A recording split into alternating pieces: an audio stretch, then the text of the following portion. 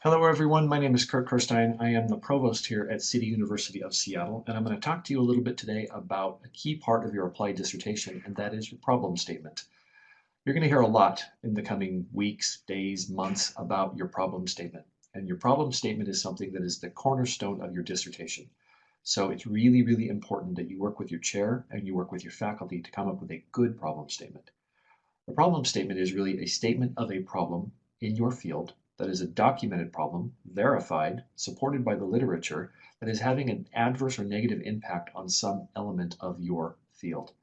Your goal in your research is to look at that problem and potentially come up with a resolution or some kind of intervention that will either solve that problem or will minimize that problem and provide benefit to those in your field.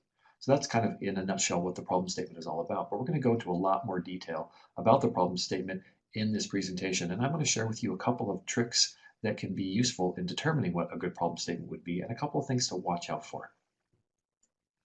The first thing I want to talk about is the type of research that we do at CityU. In both the Doctor of Education and the Doctor of Business Administration program, we employ a type of research that's called applied research. And applied research can be set apart from basic research, and the comparison is they're very similar. It's just the applied model takes things one step further. Let's talk first about basic research. Basic research is basically founded on a question. A researcher will come up with a question such as, what is the relationship between the number of hours of sleep and academic achievement? Or what are the qualities of a certain group of people who might be undergoing a certain phenomenon, that kind of thing. So they come up with a question and they conduct research to provide insight or reveal information about their question, to try to answer their question. And when they do that, they are very likely generating new knowledge, and they're very likely advancing their field by contributing that knowledge to that field. What they're not doing, though, is they're not applying the information or knowledge that they created in their dissertation to a specific problem. And that's where our model is a little different. In the CDU model, you will do the same thing. You will generate new knowledge and you will generate knowledge to advance your field, but you will also apply that to the resolution or solution of a particular problem that you've identified, which is why it's really key that you identify a good problem statement, because by doing so, you have got something that you can be passionate about, something that you're going to spend a lot of time with, and something that you can actually benefit a lot of people in your field if you're able to come up with a good solution and provide that to others that are working in that field. Let's talk now about the problem statement itself. It has many aspects, and I'll tell you what a problem statement isn't. A problem statement isn't your opinion of a particular problem in a particular field. The problem statement is much more involved than that.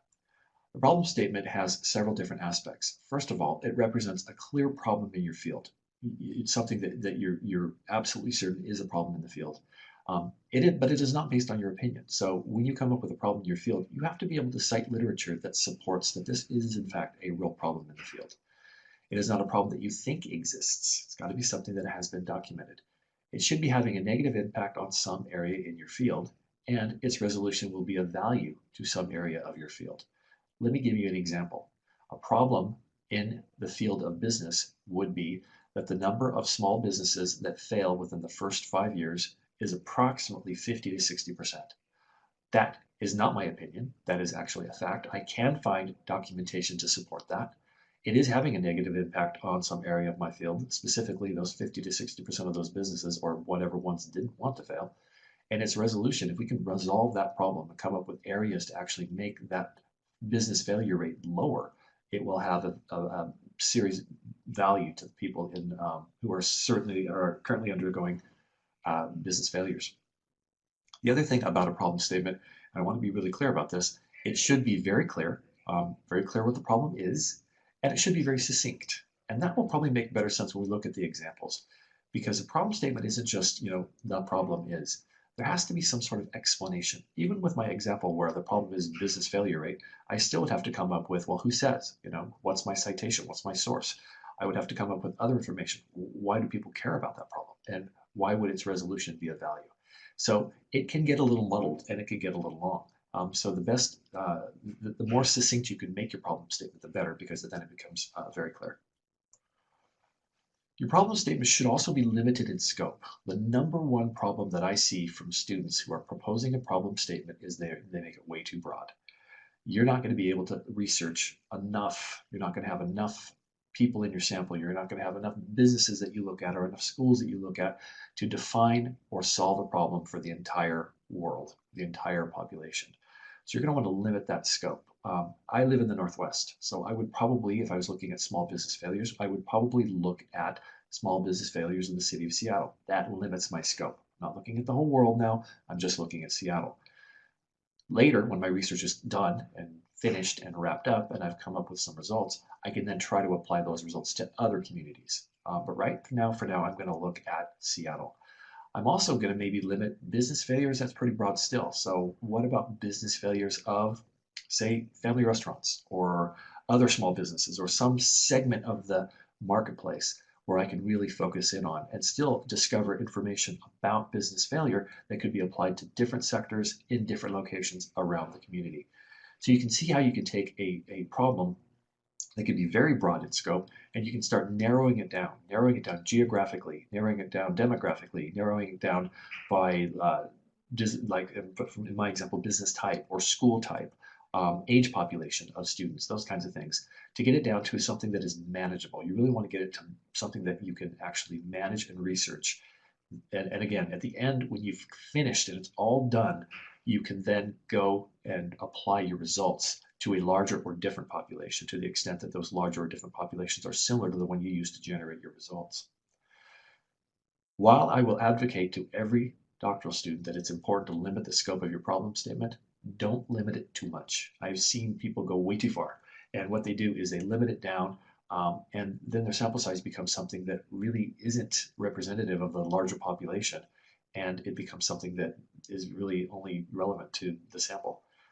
And a good example is like I've seen studies where an individual wanted to do a quantitative study, and they were going to talk to employees from 3 companies, and that's just not enough in a quantitative study.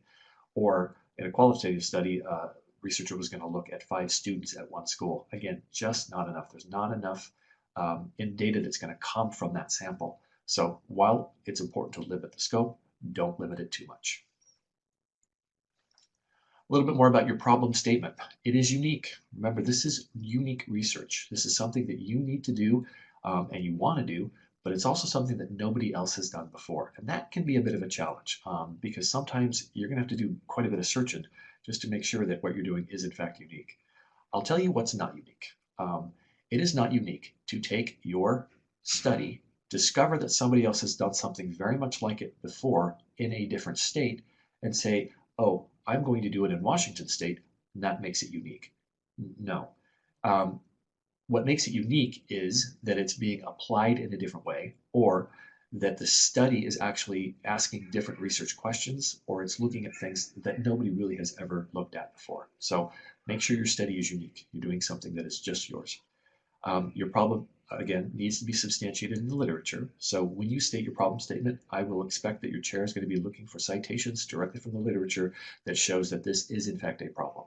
And you may have to spend time in your problem statement explaining a little bit about the problem, why it's impactful, and why it matters. Your problem is described to a level of detail that makes it meaningful. Again, that's getting back to that point of being able to describe kind of the information about the problem that shows that it is having a negative impact on some measure of your field.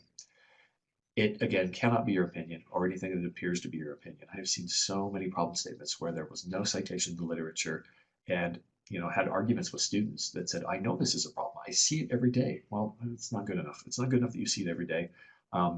Because your perspective is not based, it's not founded in research. What you want to find is you want to find somebody who's actually researched it and said, we have a problem here, or it's clear that there's a problem, or it's clear that, in the future we're going to need to resolve this, whatever. And also, you want to make sure that your problem rises to the level of being dissertation worthy. And I'm going to give you 2 qualities that would make something dissertation worthy. One, that it furthers your field, it advances your field. And 2, that it creates new knowledge. And those 2 really go hand in hand. Here's what isn't creating new knowledge. If you decide that you're going to analyze some data that maybe is sitting in a file cabinet or on a disk drive somewhere, and you're going to draw new conclusions by analyzing that data, you've not really created any new knowledge. Even though you did some analysis of the data, you might have found some interesting stuff. That's not really creating new knowledge. You didn't go out, do the research, gather the results, and then draw conclusions based on your research. You just looked at somebody else's work. So that is not dissertation worthy. What also would not be dissertation worthy is to come up with a problem statement that nobody really cares about. It's so highly specific or highly, you know, targeted that the resolution of it isn't really going to, nobody's really going to care. And so I would say that that's not dissertation worthy either. Again, make sure that your work is going to generate new knowledge and that it's going to advance your field. But first and foremost, make sure that your research is going to be something that actually addresses your problem. A clear problem statement is important. Yeah, it is important. It is the foundation of your study. It needs to be significant as evidenced in the literature. It needs to be important to you. You'll spend at least a year if you're a very, very fast student, probably more like 2 or 3 years with this problem statement. So make sure it's something that is very specific and or very significant to you. And I will tell you this from experience, both as a doctoral student and as a doctoral chair, you are likely to change your mind 10 times. You are likely to come up with 10 different problem statements and then think, that's great. I finally found a problem statement that I want to work with. And then over the course of the next couple of days, you'll start to see faults with it. Fine. That is a process that you will go through. Everybody will have a different process, but most of you will probably change your mind, I would guess, anywhere from 5 to 10 times on your problem statement. Once you do land on a problem statement, you will evolve your problem statement. Problem statement, the very first problem time you come up with your problem, the one you will actually work with, it will not be in good format. That's just the reality of it. But it will get in better format as you go through it and you revise it and you add more information and you find more literature and you get to a point where you feel very, very comfortable that this is the problem that I want to research. And I know it's a problem. It's supported in the literature. I believe that the solution of this problem will advance the field and create new knowledge. It happens over time. And your chair is going to work with you. It's your job of your chair to work with you until you get the problem statement right. And I would tell you to focus on getting that as close to right as you can. It doesn't mean you can't resolve or revise it, but get it as close to right as you can before you start working on the other aspects of your dissertation. Because if you start looking at purpose statements or research questions, or you start thinking about methodology or even literature, and you don't quite have your problem statement right, then you're going to change your problem statement. Everything else has to change as well. So get the problem statement right before you move on. All right, 2 parts of problem statement. There's general problem, and then there's the specific problem. Now, the general problem is basically a general statement of a problem. And in my earlier example of business failure, I could state a general problem as being the percentage of business failure rates for small businesses, that would be maybe under 50 employees, is too high. That's a general problem. It's too high. And I don't really have to provide a lot of detail on that one. It's the specific problem where I provide all that detail, and I do the limiting of scope and a suggestion of the literature, although I can provide literature to support my general problem statement as well. But the general problem statement is really kind of an introduction, and it also helps set the stage of the significance of your problem, right? If I can say that the general problem is that the business failure rate is far too high across the country, and I can cite the literature to show that, and I can provide some key facts about that and what the impact of that is. When I get to defining my specific problem, which is limited in scope, it is very specific, it is very succinct and very direct, I will have sort of the foundation of the general problem to make that specific problem more understandable. So those 2 things really go hand in hand. And you'll state a general problem, which can be a general sort of statement of a problem. It would not be something you would research because it would be far too broad, but it sets the stage and creates the context for the specific problem. So if general problem is business failure rate in the country is 60% in the first 5 years, my specific problem of small family-owned restaurants in the Seattle marketplace have a failure rate of whatever percentage that is, and it makes it far more easy to understand. So general problem statement, as I've said, is a larger problem in the field. So your job here is to describe the general problem to address through the study that's based on the defined needs or gaps from the literature. What is it that we don't know, right? If we know that business failure rate is 60% across the country, why is it happening? And that's something that we really don't know. And that also introduces why you're going to do your specific study of small family-owned restaurants in the Seattle market, because we know that we don't know what the cause of some of those failures are. And then validation, what literature can you cite to indicate that this is a real problem? Okay. Where the real work comes is in the specific or localized problem, okay? So how is the larger problem of business failure rate affecting a specific organization, a specific group of organizations, a specific demographic, or a specific population? And that's what you're going to study with your research. So your problem statement is, what is your specific problem? Again, we need to know, how do you know it's a problem? What literature can you cite? We want to know the scope. How are you limiting the general problem down to a specific scope? So where or for whom will you be researching this problem? It can't be for the whole world. So what are your delimitations? Those are the choices you're making about limiting your scope that you plan to place on the scope of your problem. Who is your audience? Who is affected by this problem? Who is adversely affected if it's not solved? Or who will be benefiting from the resolution that your research might be able to find? And then keeping in mind, depending on the program that you're either in a business administration field or you're in a leadership field, right? The DBA is business administration. The EDD is an EDD in leadership. There needs to be in your problem statement some connection either to business if you're a DBA student or to leadership if you are an EDD student. You're graduating with a doctorate in business or a doctorate in leadership, and your research should connect to whatever specific discipline you're graduating in. And a great place to put that is right in the problem statement. So let's look at some examples. And I want you to think, as we look through these examples, how do you think these fit the criteria of a good problem statement? Are they limited in scope? Is what they're bringing up a real problem? Are we focusing in on a particular audience or a particular demographic that might or benefit from the resolution of the problem? Do they have all of those things? The first example I have is this, and I'll just go ahead and read through this. It is not known how the use of a smartphone application affects the technology accessibility barrier, the language barrier, and parental involvement within a Title I elementary school. Parental involvement has been identified as one of the most important factors impacting children's learning and development. However, encouraging parents of high poverty, high minority students to participate in parenting activities continues to be a challenge. Okay. A couple things I'll point out in this one. The one thing you should not do, and that this particular problem statement does do, is take a question and turn it into a problem.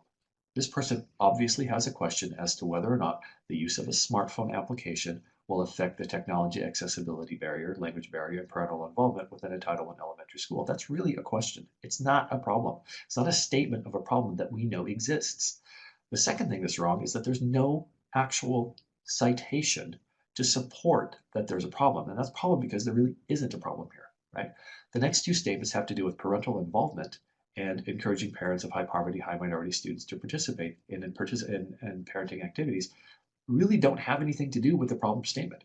Now, that in some cases can be okay, because remember that I said in your problem statement there's going to be times that you include other literature to help highlight why the problem statement is really a problem, why it's, who is it impacting, and who would benefit from the resolution. In this case, though, neither of those two sentences really do that. They don't really put that forward as to why, even if we were to state that the lack of knowledge is a problem, why satisfying that lack of knowledge would really do anything for parental involvement. So a lot of work would need to be done on this particular problem statement to make it work. Next one.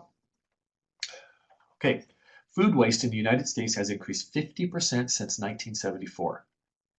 The problem is that there is little public acknowledgement of this issue at the farm, grocery store, and restaurant levels. Also, food waste across the value chain translates to financial loss for farmers in the form of crops left on the field, grocers and retailers through unsold products, and restaurants through increased food costs. Okay. This one is better. Okay.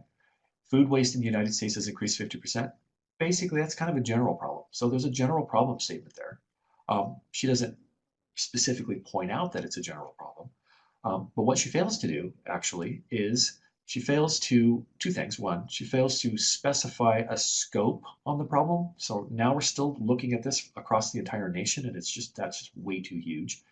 And the other thing that she does is she indicates citations for the first statement. Food waste in the United States has increased 50%. Great, she cited that, right? She's got one reference there.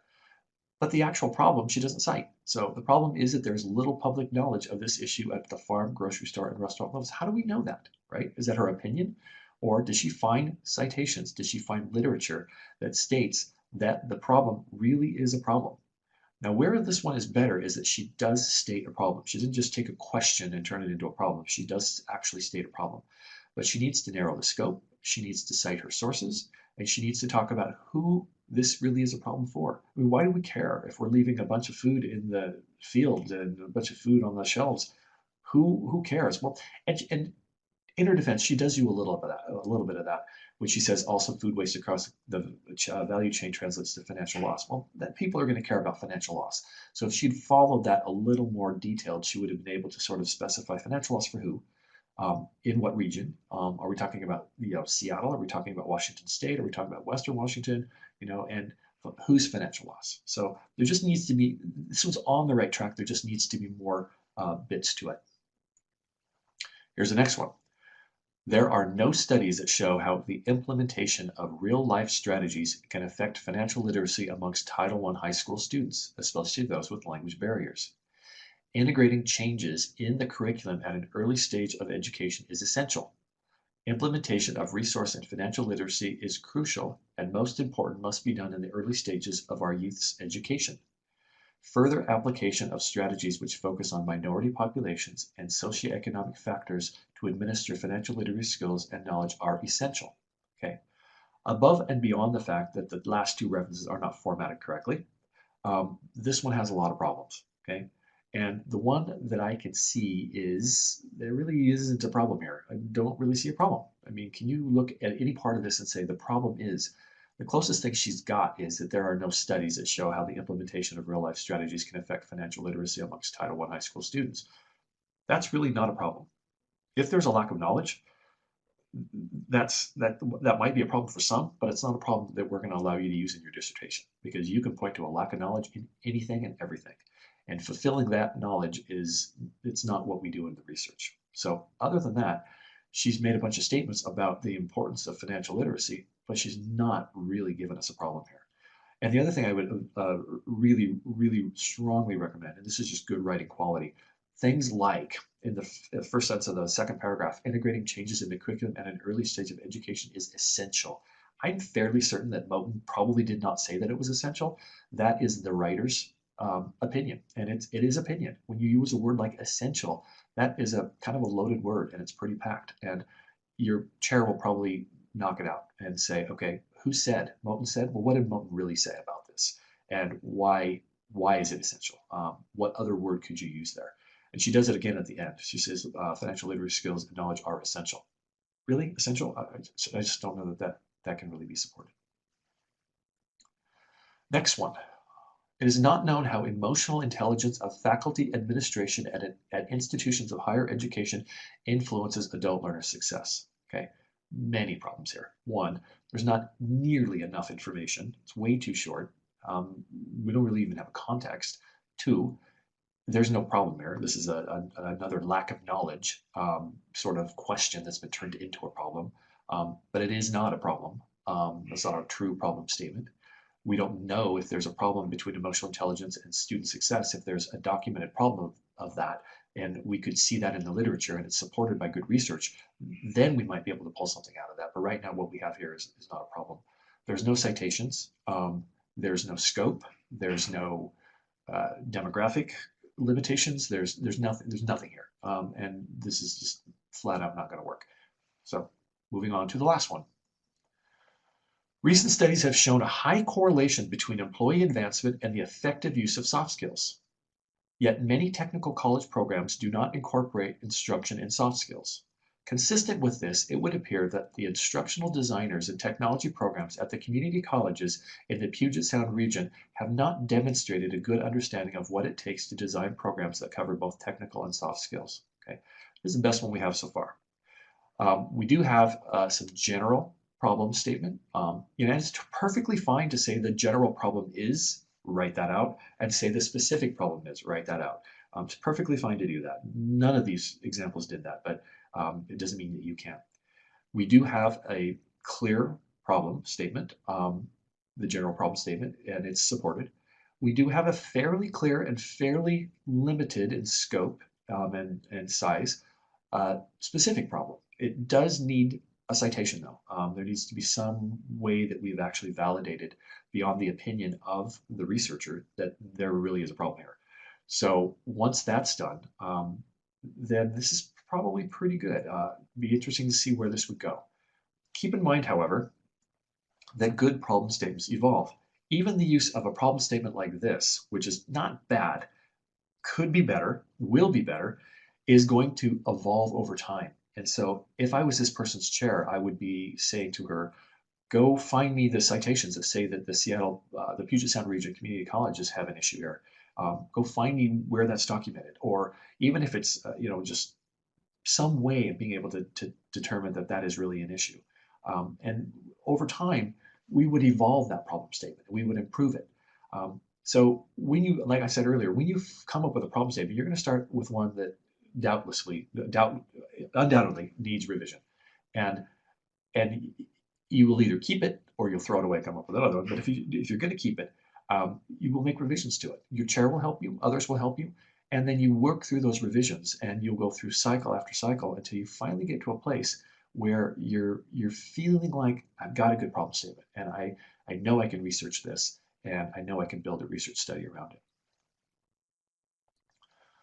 Problem statement is not enough. You're going to have to, as I've talked to about this, and it's not enough just to say the problem is, you're going to have to come up with different parts of it, and be able to provide the context, so that I understand it. If you tell me the problem is X, but you haven't given me some of these other pieces, I'm not going to really know why it matters or why anybody cares. So some of the things that you're going to build into your problem statement, or the text that your problem statement will be built into in your chapter 1 of your dissertation, is going to be the field or scope where the problem exists. That should be stated. I can use my example of small business failures in the Seattle area for family-owned restaurants under 50 employees. That's fairly clear. I might want to talk about what the Seattle market is like. Seattle is the fifth largest growing economy, or the fifth fastest growing economy in the country. So it would be unusual to see so many business failures. So that would be a relevant fact that I can include that helps set the context for the significance of the research. Some background to the problem. What has the business failure rate been like for the last 20 or 30 years in Seattle as opposed to what it's like today? And what are the relevant things that might need to be specified to help me understand sort of the context of this problem? If there are any deficiencies in the literature, it's fine to indicate that. It's fine to indicate that there hasn't been a lot of work that's been done on this. And since you're going to be asked to do your research on something that is unique, it's very likely that there will be deficiencies in the literature. So it's okay to state that, but just don't use that as your problem statement. Deficiencies in the literature is not a problem statement. You're going to want to indicate who's going to be impacted, who will the resolution of the problem help, who is currently impacted by the problem, again, setting that context. And then, again, tie it back to a specific leadership or business issue. Clearly, the example of business failure that I've been using is related to business, and it would be a good DBA potential research topic or problem statement. But if you're doing the EDD and you're talking about leadership, you want to make sure that your problem is a problem that has some link back to leadership. And those links are not hard to establish. Both leadership and business are fairly broad topics, and you can establish that relationship. Just make sure that it's a real relationship, that it's not a faux relationship that you sort of said, well, everybody's a leader, so we can just throw this into leadership. That's not going to help. It's not going to advance the leadership field. So when you recognize that it doesn't need to have that link back to either leadership or business, and that you do need to be doing something that's going to advance whatever field you're in, you'll see the importance of having that connection. Some challenges with problem statements, things to avoid, and I think I've gone through most of these. Number one, what you come up with is not a problem. It's in fact a question. And it's amazing how easy it is to take a question and turn it into a statement and call it a problem. Well, your chair is going to find it, so don't do it. What you've come up with is not substantiated in the literature. You got to have that citation or the citations. You've got to show that somebody has already done this research. Keep in mind that the research that you're doing and the work that you'll be doing in your dissertation, I've already said it's advancing the field, but in advancing the field, you're also building on the work of others. You're not only advancing your field, it's very likely that you'll come up with specific theorists or authors whose work has gone so far, and what you're doing is actually going to push that work just a little bit further. Okay, so that substantiation in the literature is key, because you not only want to show that the problem is a real problem, but you want to show that in fact this is going to advance the field, and here's how it's going to do that. Another problem that I've seen often, and your chair is going to flag this in a second, is the problem statement you've come up with is mostly your own opinion. I work in a school. I'm a principal at a school, and I see this. Children are doing this, or children are doing that, and so that's my problem statement. Well, it's great that you saw that. It's great that you can sort of validate that, but it's your opinion still. It's still your opinion. Even though you're seeing it and you're visualizing it, you're still putting your own stamp on it as you interpret the things that you observe and sort of incorporate them into your own cognitive structure. What we want is we want something that has actually been researched. We want something that has actually been specified. We want something that has actually, been published. Basically, find something that is not your opinion. And if in fact you're so convinced that what's going on in your school is a real problem, you're probably going to be able to find literature that shows that that's a real problem. So you're going to have to do that. I've already talked about picking a problem that is too broad in scope. Define your general problem. It can be broad in scope. That's fine. That sets the stage. But when you get to that specific problem, narrow it down. You will thank yourself in the end for doing it.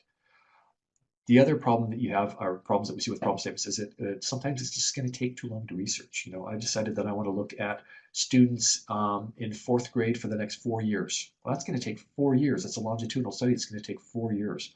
So you're going to have to be gathering data for 4 years. You only have 7 years to get through your entire doctoral program. So you plan it out appropriately.